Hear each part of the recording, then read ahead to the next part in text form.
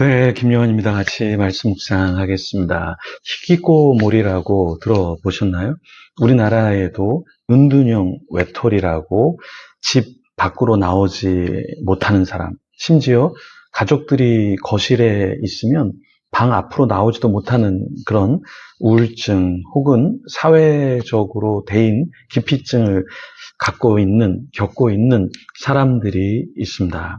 우리나라에는 약 54만 명 정도 된다고 해요. 어떤 통계는 59만 명 이렇게 보고를 하고 있기도 한데요. 이거는 청년 인구 20명 중에 1명꼴로 젊은 사람들 중에서도 이런 사람들이 많이 있다라고 보고 있습니다. 취업이 어려워서, 대인 관계가 어려워서, 가족 간의 갈등 때문에 어떤 개인적인 우울, 또 개인적인 상처 때문에 밖으로 나오지 못하는 사람들이 있다라는 거죠.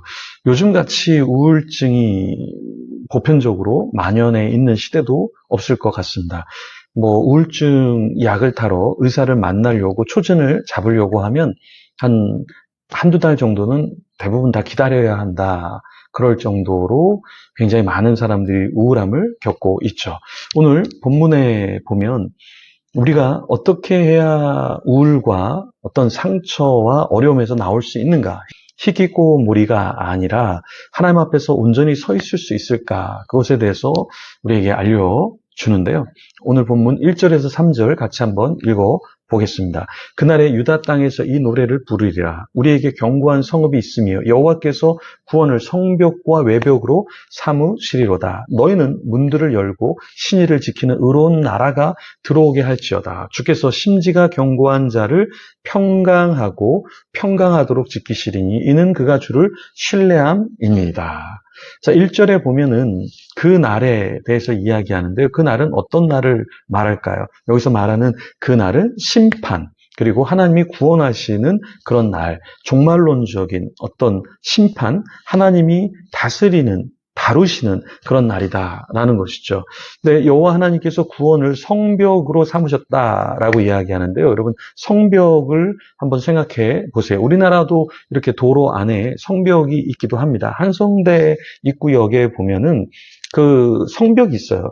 조금 이렇게 언덕을 올라가 보면 성벽이 아주 두껍게 도시를 감싸고 있습니다. 그런데 그 벽이 얇지가 않고요. 굉장히 두껍습니다. 제가 터키에 가서도 이 성벽을 봤는데요. 성벽이 한 층으로 돼 있는 게 아니라 이 앞에도 있고 또 뒤에 또 성벽이 있더라고요. 그러니까 이 성벽이라는 것이 그냥 아주 얇은 어떤 벽돌이 아니라 굉장히 포탄이 날아와도 막을 수 있는 정도의 그런 벽이죠. 그래서 하나님을 성벽이라고 이야기한 것은 우리가 생각하는 것보다 하나님이 우리를 보호하시고 인도하신 것이 굉장히 안전하다. 그 힘이, 그 방어력이 대단하다라는 것을 말하고 있죠. 하나님이 문을 닫으시면 그 하나님이 닫으시는 문을 열 자가 없고요. 하나님이 열고자 하시면은 안 열리려고 해도 어쩔 수 없이 열려버리는 것이죠. 네, 여기서 심지가 견고하다라고 이야기하는데요.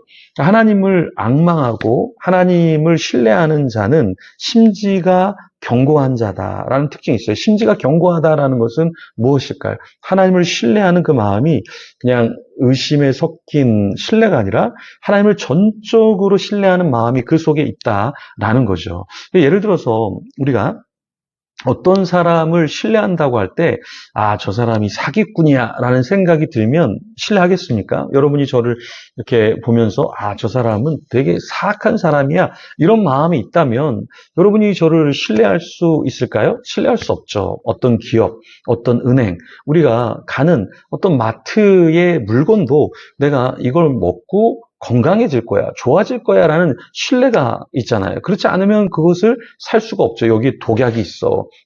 이 회사는 나를 굉장히 어렵게 할 거야. 그럼 그 회사를 위해서 우리가 일을 하거나 또 함께 갈 수는 없겠죠.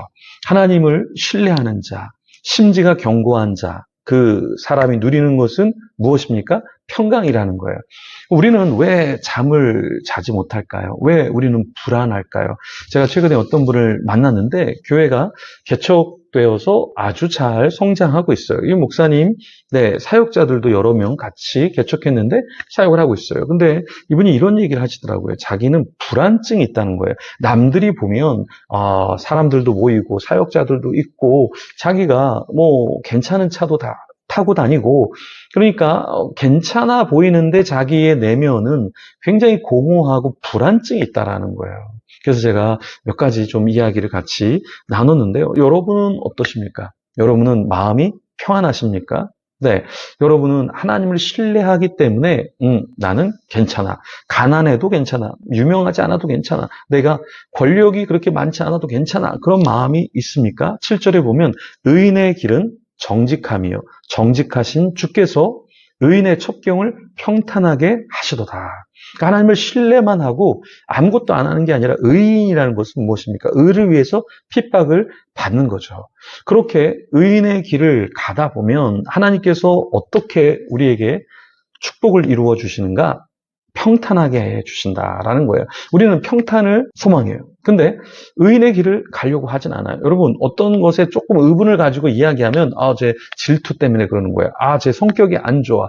쟤 왜 저렇게 부정적으로 얘기하는 거야. 이렇게 볼 수도 있어요. 근데 의인이라는 것은 그냥 남들이 싫어하니까 말하지 않아야지. 남들이 귀찮아하니까 내가 큰들어 깨우지 않아야지. 이게 의로운 것이 아니죠.